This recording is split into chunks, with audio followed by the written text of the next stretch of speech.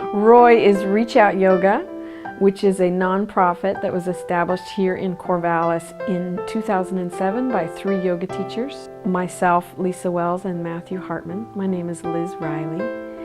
And we came together because we wanted to bring yoga to people who couldn't come to a regular yoga class for whatever reasons, incarceration, homelessness,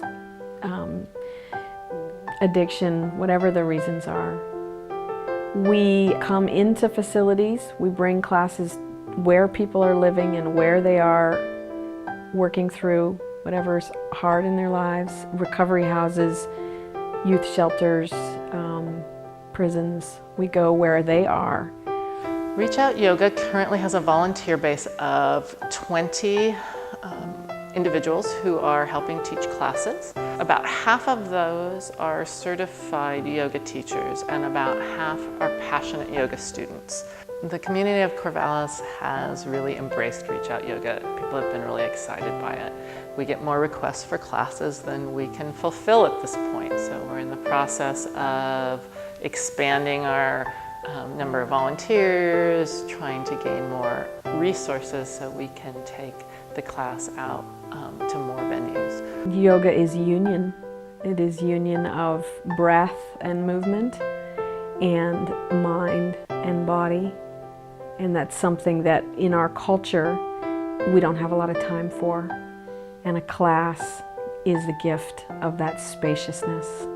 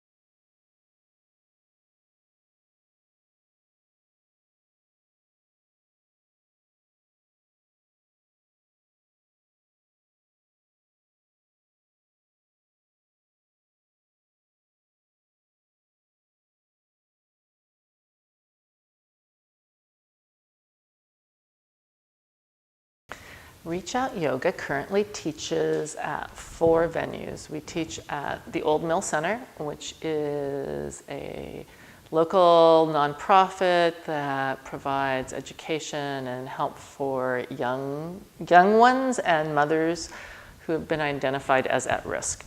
And in that venue we have a toddlers class. Milestones Treatment Facility is another place we've been teaching the longest at Milestones since 2007. Milestones is an inpatient drug and alcohol facility for women who can live there with their children. We teach at Jackson Street Youth Shelter, which is a homeless shelter for young adults, teenagers who for whatever reason don't have any other place to live. And that's an hour a week. And we teach a free community class for teenagers here at Cedar and First Studio.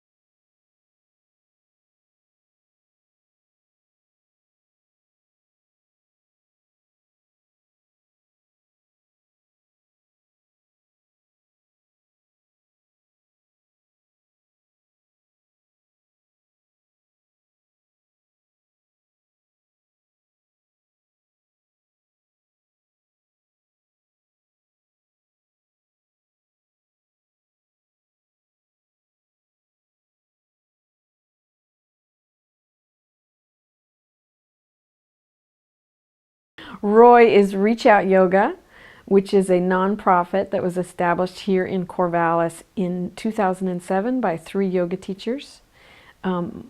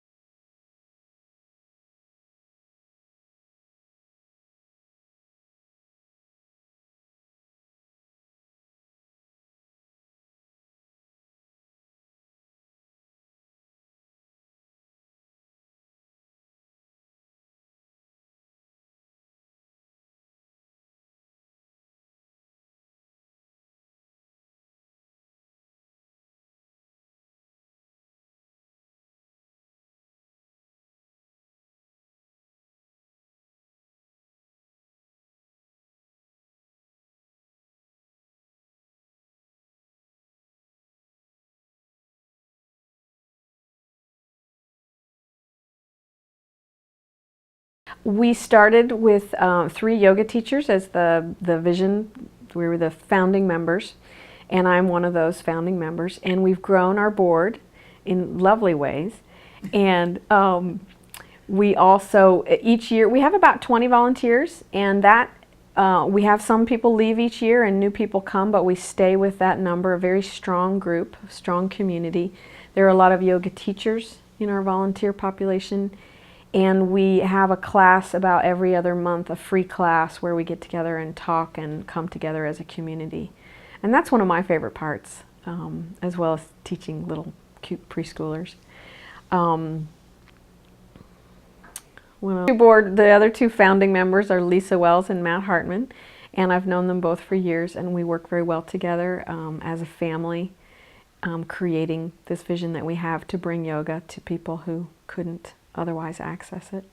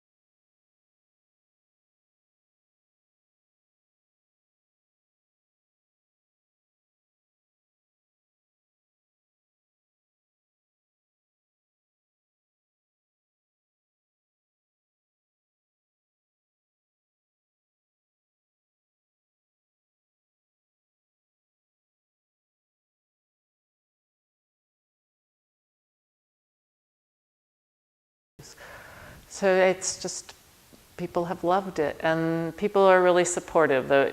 Even those who are not being served by Reach Out Yoga are excited and glad to contribute.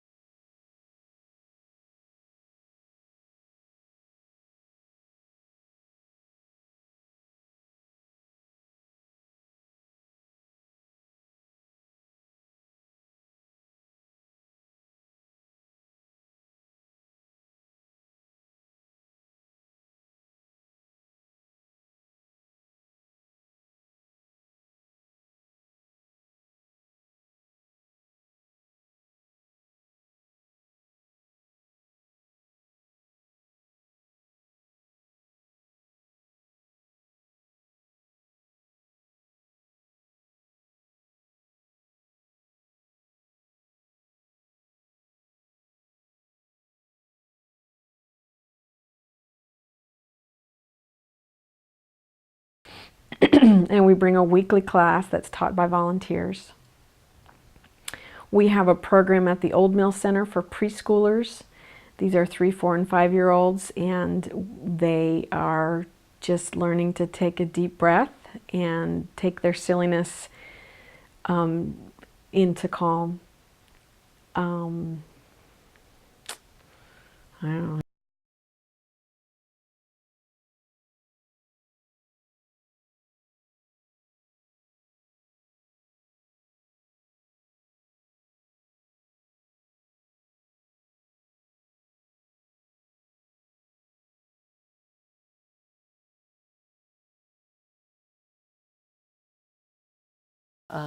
So it's just a half an hour long, once a week, and it uses a story time basis yoga. So act out the yoga as you tell stories. Old Mill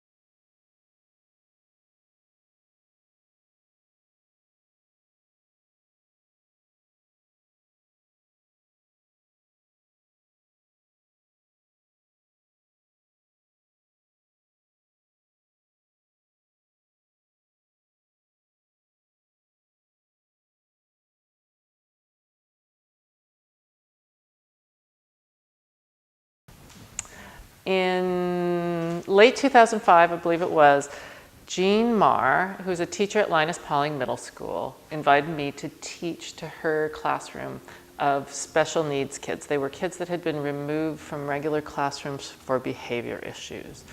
And so I started that year first on a small grant from the school district, and then continuing the program after the grant ran out because it was such wonderful work. And so working with kids who had a really difficult time sitting still.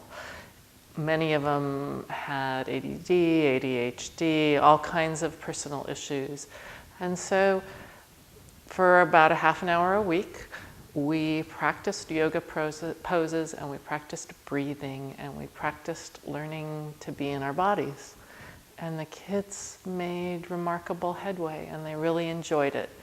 And it was amazing to watch them. Kids who were a little defiant at the beginning, by the end of the year, show up in the right clothes, showing up for school the day that yoga was happening. So it was very inspirational. And being able from the beginning of the year, really unable to be still, to by the end of the year being able to relax and be still for 2 to 5 minutes may sound like a small thing, but it was a huge thing. So that was the first year. We didn't get invited back because of some shifts in the school district, but we took then the program to other places. So in 2000, so that was 2005, 2006, 2007, we started teaching at Milestones. I believe that was the first one out in the community, which is a drug and alcohol treatment facility, and it's grown from there.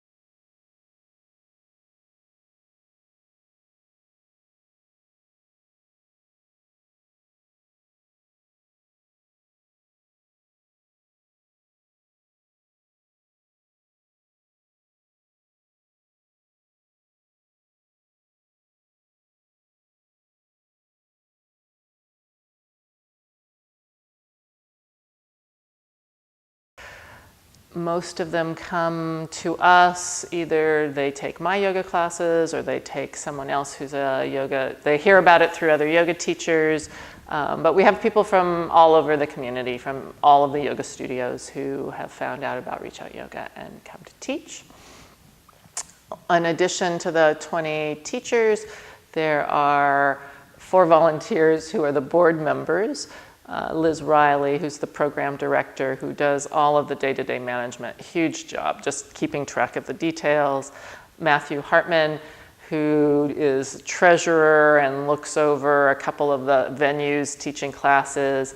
Lynn Walker, who is the marketing, get out the word person extraordinaire. And myself kind of trying to keep track of and juggle everything that's going on.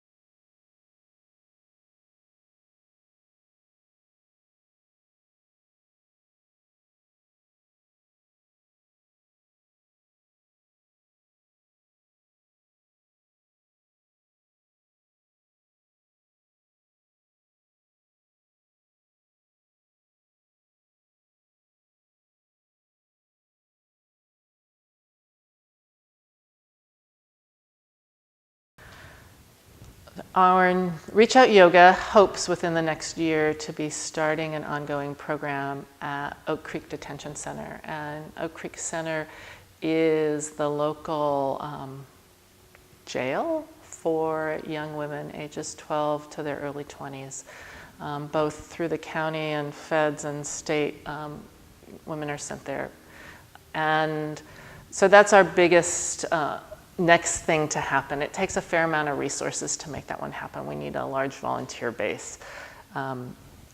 So that's our next. And then expanding into probably community outreach, perhaps to the drug court. There's been a number of places, local jails and other facilities that have asked. It's developing volunteer base and having the resources to make those next things happen. I'm going to speak to milestones because that gives me, it's the place that I've taught the most and I have the most tangible examples of the results. Many of the women who are at milestones are sent there by the court. They're not there of their own choice. If they don't get clean and sober, they're going to lose their kids. They've had pretty rough lives. To show up there, it hasn't been easy. Many of them, when they first come to yoga, are defiant. They don't want to be at yoga. They use words that I'm not going to repeat here, yelling at the teachers, yelling at the facility. There's many things that they do in their lives to shift. It's not just yoga, but yoga is one piece of them finding ways to be at peace in their bodies. And so after the course of them being there 2 months, 3 months, 4 months, they shift from being defiant to being excited about being at yoga, to embracing, this is an hour of the week where it's a gift to myself. And they learn tools and skills for lives that are very stressful, that they can release the stress, that they know how to take care of themselves in the midst of chaos. It's a very chaotic place, milestones. Kids, this, that, the other thing, always. If you just know how to take a deep breath and walk forward, life works better. And that's what they tell us, is that they feel better for having the skills that they learn in yoga.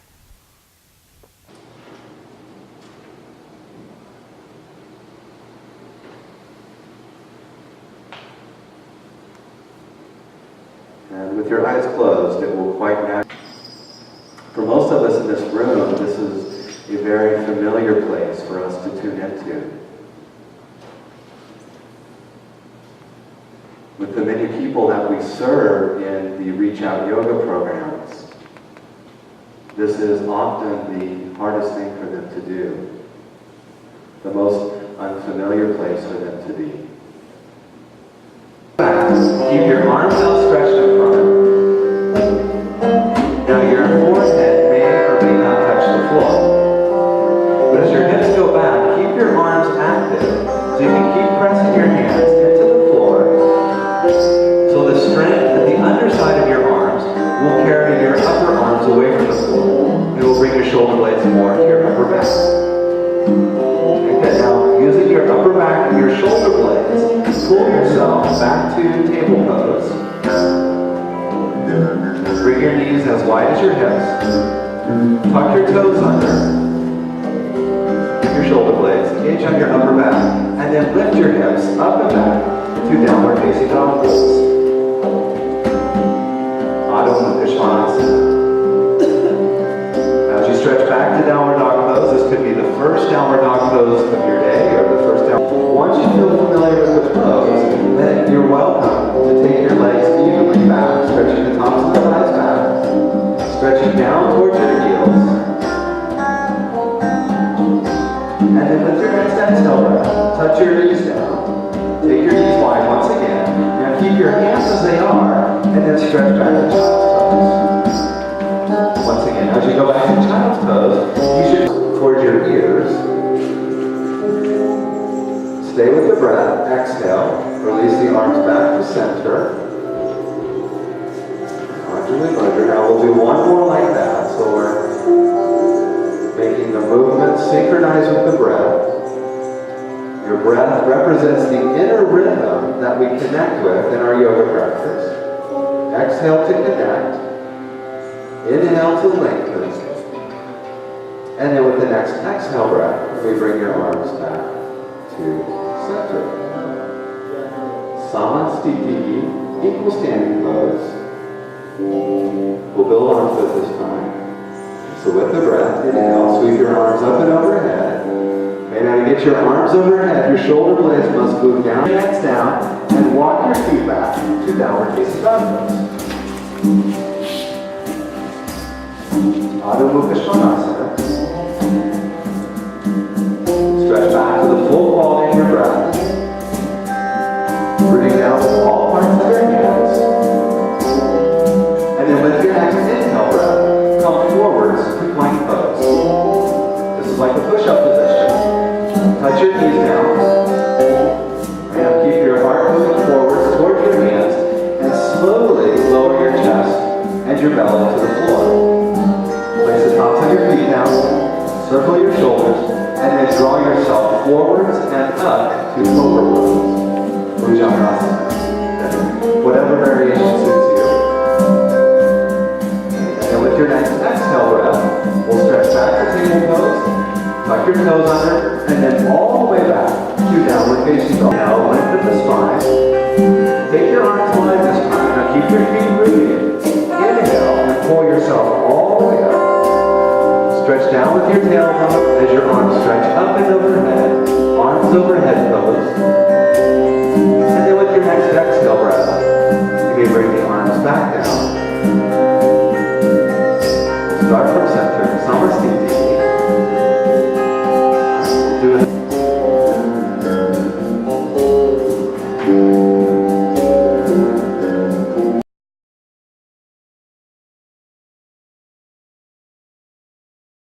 You may walk your feet forwards towards your hands. And step one at a time or step forwards gradually. Alright, now see that your feet are even with each other. Bow forwards, up and over. You're ready, or if you're ready, you may bring your arms up and overhead. As your arms come overhead, your shoulder blades will move down.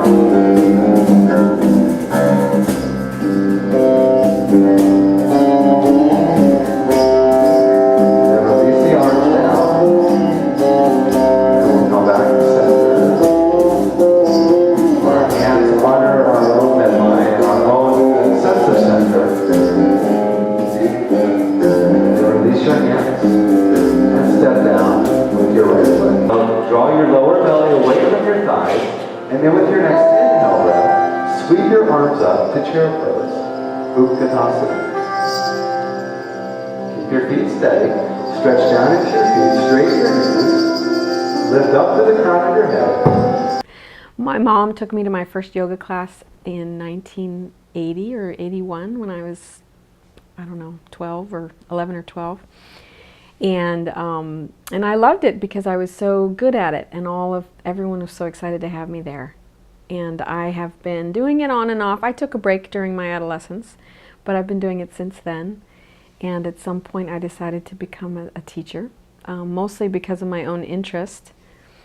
And that was the beginning of and my mom still does yoga. She's in her 70s and still has a practice. What an inspiration. I started doing yoga with youth at risk, working for the Catherine Freer Wilderness Therapy Program, and this is a program that takes kids out in the woods. And I did yoga with them every morning on our trips, and decided at that point that when I was done doing wilderness work that I would like to bring that work into the community, into the Corvallis and greater community. And so with several other yoga teachers, we started a nonprofit called Reach Out Yoga. And we certainly started with a focus on youth at risk, and we've broadened out to other populations, people who wouldn't otherwise be able to take a yoga class for whatever reasons, incarceration, the various reasons that they wouldn't be able to go and pay for a class in the community. So some of the other populations we work with are homeless people, people dealing with addiction, people that might be living in a recovery house, anybody who we think would benefit, or many times people approach us and say we would like a program at our institution. Right, so let's make the... We also started a program at the Old Mill Center, which has many different programs and has served the community for a long time. This is a particular program for the preschoolers, so we do yoga with the 3, 4, and 5-year-olds.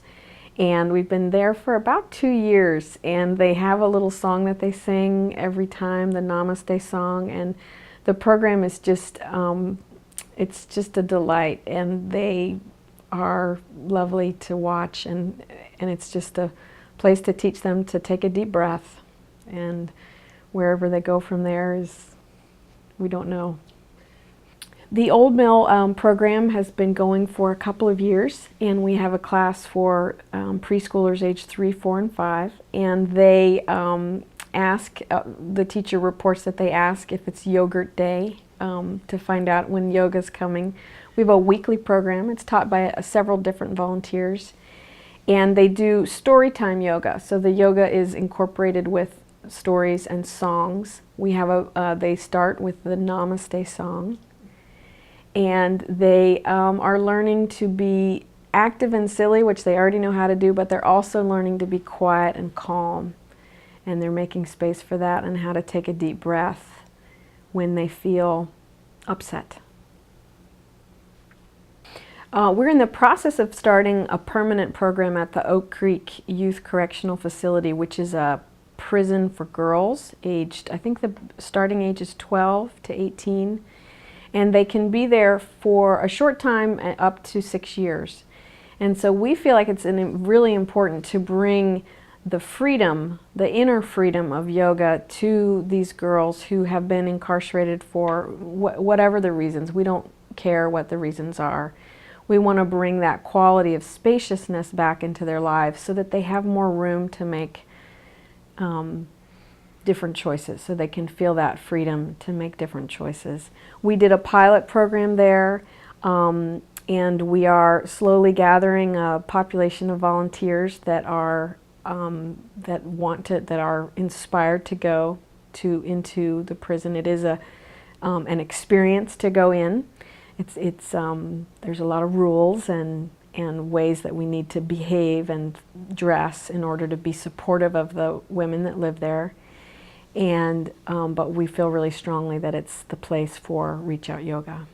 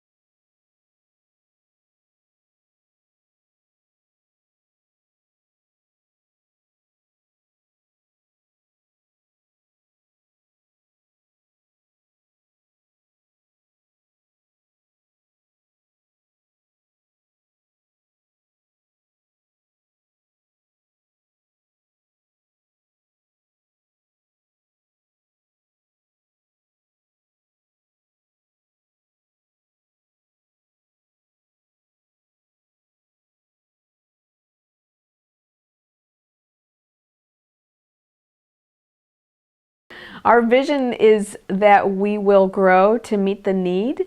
We are not able to be in as many facilities as request weekly yoga classes, and of course we want to provide that service.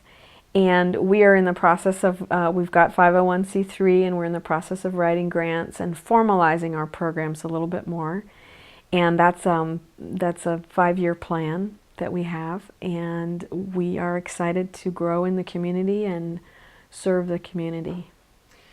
One thing that we hear from volunteers is how much they get from their time teaching in these various facilities. And we have had, during the last couple of years of recession or downturn, we have had more volunteers and more consistent interest. It gives so much to the volunteers to be in service in these populations. And everyone feels like they're doing something of value when they commit to their every other week class. And it's inspiring for, obviously, the people who are receiving the teaching, but also the volunteer. What would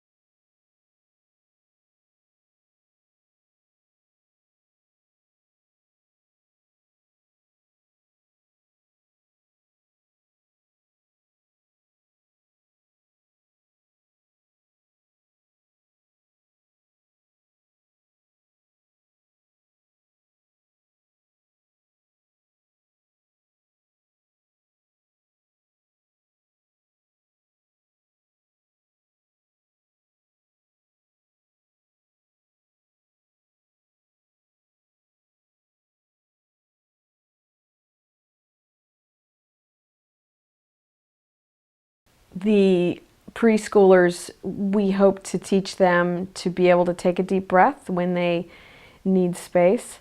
And it's a silly class, and it always ends in calm and quiet. One of our goals is to, in our fast-paced culture, to provide people who are having a hard time the opportunity to find space and freedom within to be able to make choices from that place rather than the rush of our culture. That's a particular goal for people who are incarcerated, to find that spaciousness within and make decisions from there.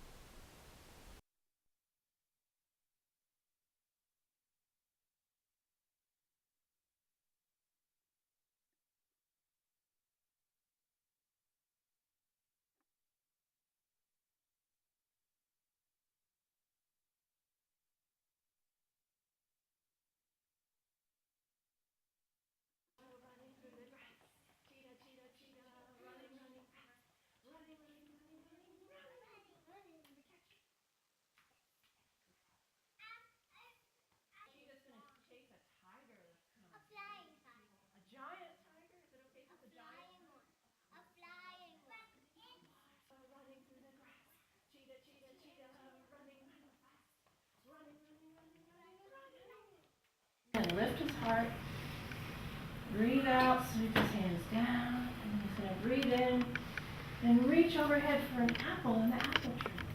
He's going to pick the apple, and he's going to breathe out, and he's going to put it in the basket down at his feet.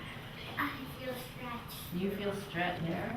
And then he's going to take a breath in, and reach way up for another apple.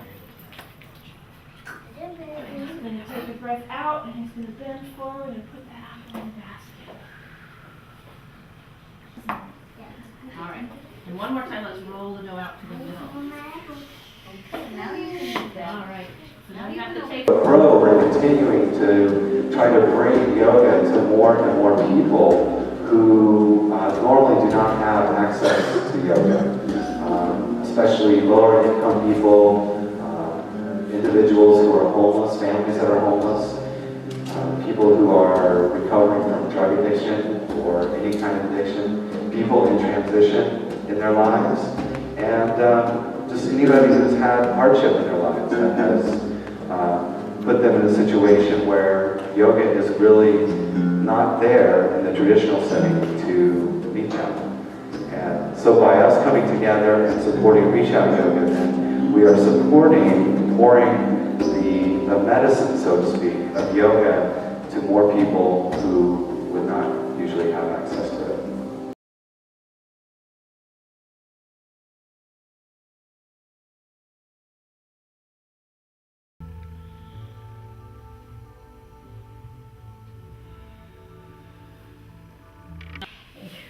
It's so good to see you.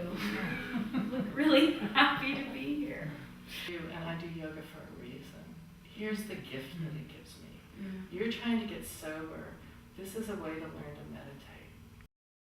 And it can be really disheartening. I mean, like, it's really hard to stay in the face of that. Because then it becomes kind of like you're part of the disciplinary structure. And it's like, I'm just here to do yoga. Release of the fibers of the body. Transform.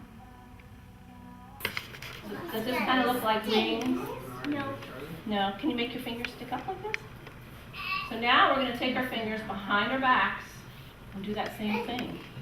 Like we have wings in the back. And we're going to lean forward. See if our nose is going to come to the floor. And we're going to make a V note. We're going to go. All right. Take a big breath in. And then we're going to go forward.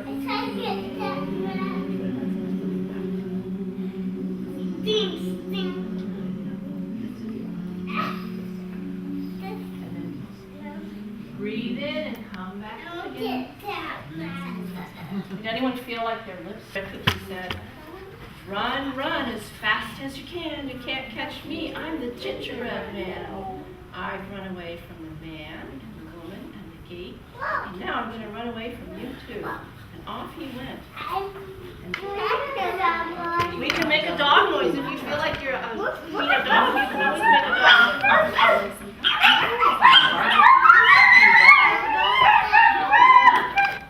And then come back to your hands and knees again. And let's. Can you be a gingerbread cookie? Taking a rest.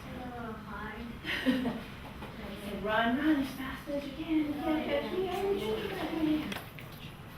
He's going to take a breath out and he's going to bend forward and put that apple in the basket. And this time he's going to take a breath in. He's going to reach up and then he's going to lean over to the side.